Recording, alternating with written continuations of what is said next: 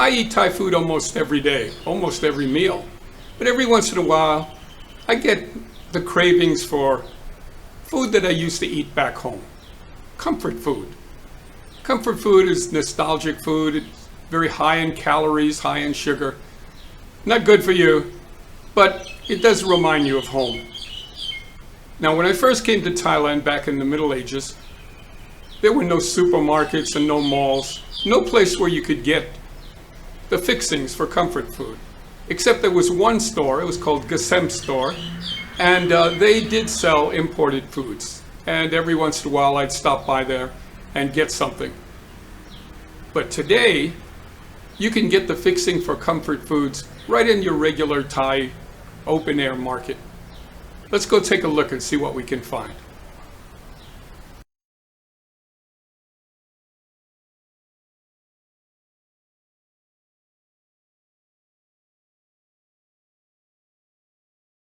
We're at the Mehia market. We're going to buy some ingredients for our comfort food. And this is just the regular Thai market. It's called a fresh market. We're going to go and see what kind of stuff is available for us to make comfort food. This is my waffle maker. You can see each waffle is 20 baht. Thais eat these waffles as street food. They walk around and eat them. It's a sweet. Now what I do is I buy the waffle. And here's one that I'm going to buy. I'm going to buy this waffle. I'm going to take it home, put it in the refrigerator, and then I'll eat it tomorrow for breakfast with butter and syrup, just like we eat waffles.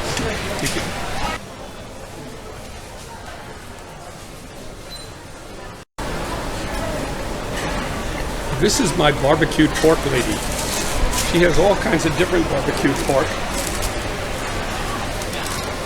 In Thai, it's called mu ping. And what I'm going to do is I'm going to get the fattiest pork there is. My help.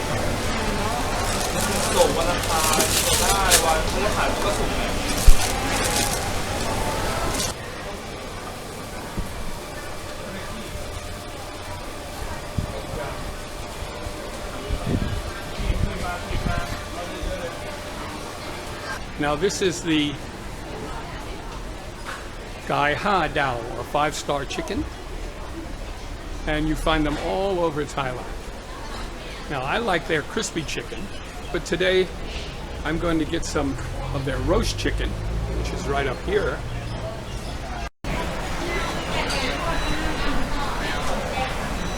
Now she'll chop it up for you, and later I'll strip it down with some more of her wares in there, and there's the roast chicken. We're going to get some tiny cucumbers to make pickles, which I learned how to make on YouTube. They're my comfort food condiments. I use them with hamburgers and sandwiches and make relishes out of them.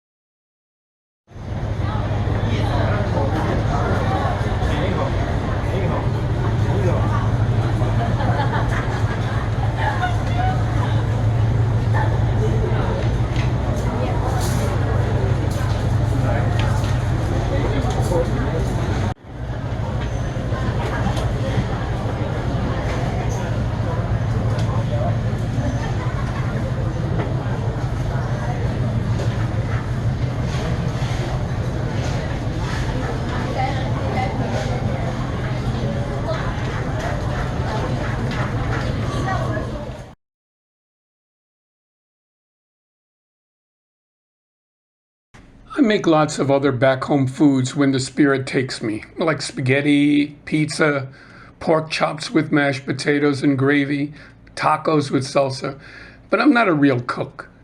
And I'm not ready to play Martha Stewart and give YouTube cooking lessons yet. Today we'll get started and take a look at a couple of comfort food dishes that take me between 2 and 5 minutes to make. This is just to get you started. Well, it's time for breakfast, and here's my waffle that I bought in the market yesterday. Had it in the refrigerator overnight. And this is about the easiest breakfast that you can make. This is my waffle.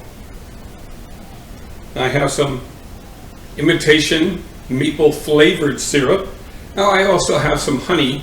It's a little too strong for me, and maple syrup is a little too strong for me, but I kind of like this fake maple syrup, and butter, and that's all you need. Now I'm going to put this in the microwave for maybe less than a minute, because if you put it in too long, the waffle gets hard. So we got to do this just right. It's a little tricky. Now the waffle's all heated up. You can see it's still soft. It took about 45 seconds, a little less than a minute. Now some nice butter.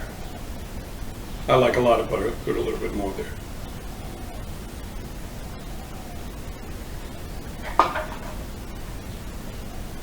My maple flavored syrup.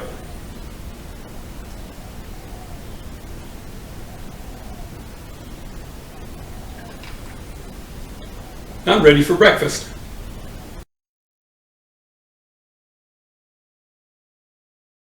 Now I love Thai food. I eat it almost every meal. In fact, I made a couple of videos about Thai one-dish meals. One about rice meals and one about noodle meals. And I'll put the links in the description. But every once in a while, I like to eat something that I used to eat back home. Now today I'm going to make a barbecued pork sandwich with the barbecued pork I got at the market, and also with the bread I bought at the supermarket. That way I'll be thinking about home. Here are the fixings for my barbecued sandwich. I have the bread I bought at the Rimping supermarket yesterday, the barbecued pork, and homemade pickles that I've made, and some onions. And I love ketchup, and I also love mayonnaise. So those are the two things I'm going to spread on there. So the first thing I'm going to do is I'm going to get the pork off of the stick, and I'm going to heat it up. Now you could either heat it up in the microwave or in a frying pan. I think today I'm going to use a frying pan because it's not as well done as I like it. So we'll take a break here. Let's first of all, let's get the pork off of the stick.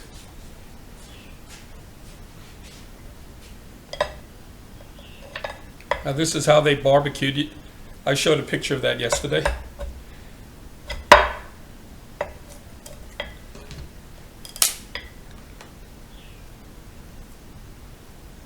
And there's a pork, and I'm going to fry that up in the frying pan.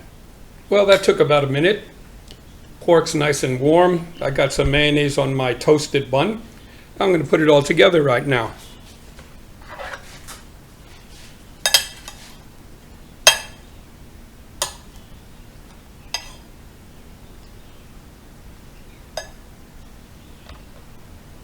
Homemade pickles. We'll do an episode on how to make those pickles later. And onions, which I love. And sometimes I refer to this as a faux hamburger because I love ketchup.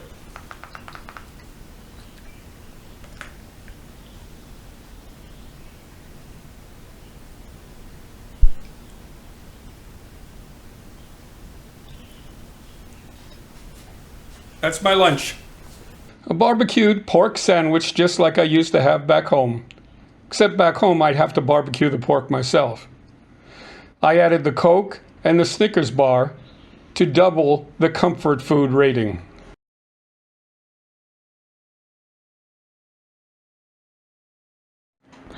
Back home I used to go to Costco and get a $5 roast chicken. They were really good. Well, these 5-star chickens are just about as good, and I make the same meal. I cut it up, I put it on some rice, I put a bunch of butter on the rice, I love butter on rice, and then I heat it up.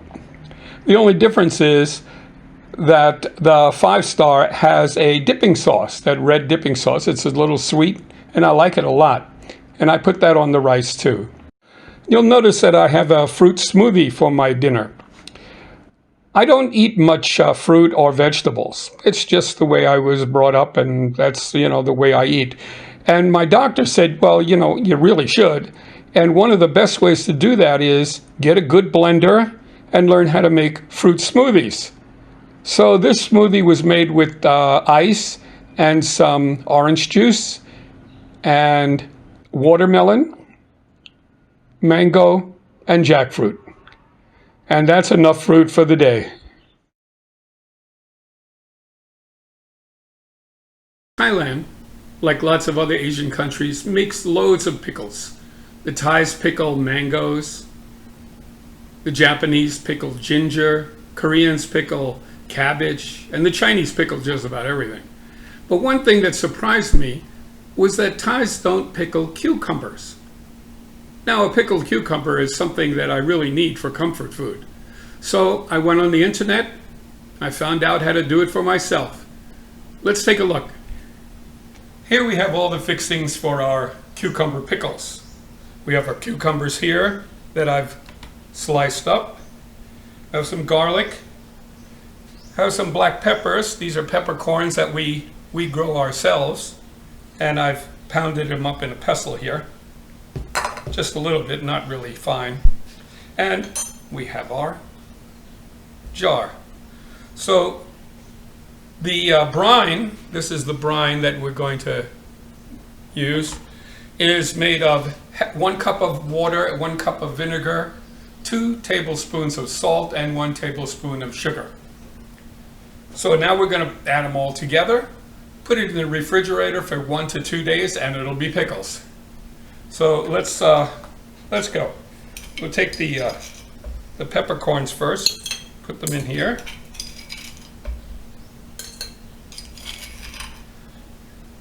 And we'll put the garlic in there. And let's stuff this jar with as many pickles as we can.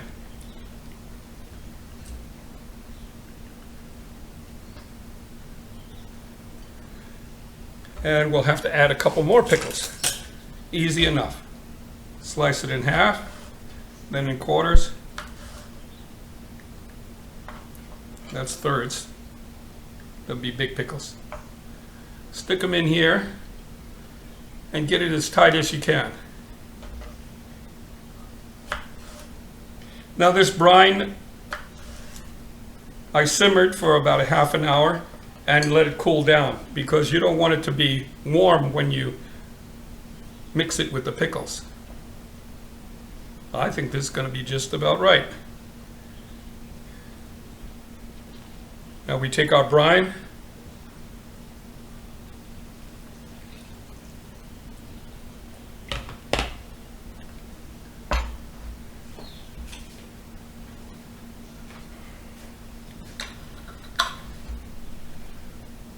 pickles for my next comfort food meal. Put it in the refrigerator. 2 days is about enough.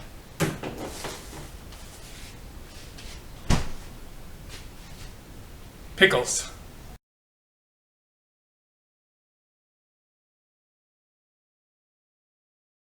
Now chocolate is the quintessential comfort food. And the Thais love chocolate too, and lately we've been able to get some. I showed you the Snickers bar earlier. What they do have is a number of milk producers who produce chocolate milk. Well, what we're going to do is we're going to take some of that chocolate milk and produce 2 of the great chocolate drinks of all time. One is the chocolate egg cream, which is a New York soda fountain drink. Now in the 50s and 60s in New York, growing up, we used to get our drinks at places called soda fountains. They had a salsa, which is basically club soda. You put it into a glass. Even at that time, Coca-Cola was a fountain drink. And you mixed up syrup, Coca-Cola syrup with the salsa, and you had a Coke. Well, that's how we used to make chocolate egg creams. And I'm going to show you how I make them, because there's nothing more refreshing than a good chocolate drink on a nice warm day. On the other hand, we're also going to make hot chocolate with the same ingredients, by the way. Now, hot chocolate, or at least hot milk, has a thing called tryptophan, and tryptophan helps you calm down and helps you sleep. So on those cold Chiang Mai winter evenings, I'll have a cup of hot chocolate, and I'll be asleep in literally seconds. So let's go make some. Now the chocolate egg cream only has two ingredients. There's soda water, which takes the place of the salsa from the soda fountain, and the box of chocolate milk from the Thai Danish dairy. Okay? Now, there's only one small trick, is how much salsa to use.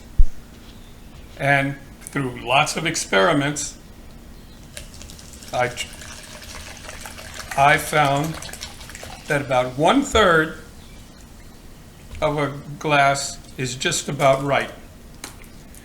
There's one other little trick, is make sure you put the salsa in first and the milk in second, or you'll have a foam all over the place. And this one, pour in gradually, so it gives a little foam, because chocolate egg creams need a little foam. And one box of milk makes a perfect glass. Now, chocolate egg creams need a straw, because that's how New Yorkers drink it, and that's how we're going to drink it. Oh, just right.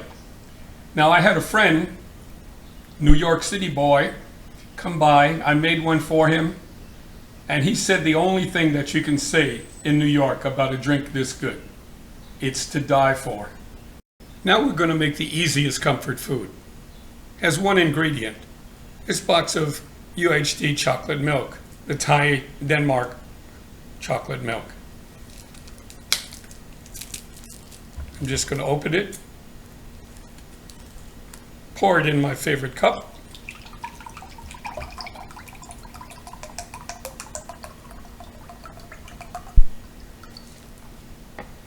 heat that up in the microwave. In fact, that was less than a minute. That was only about 45 seconds. But here our chocolate milk is finished. Now, I can use other chocolate milks besides this brand, but the other ones seem to be a little too sweet for me. The Thai Denmark one is just about right.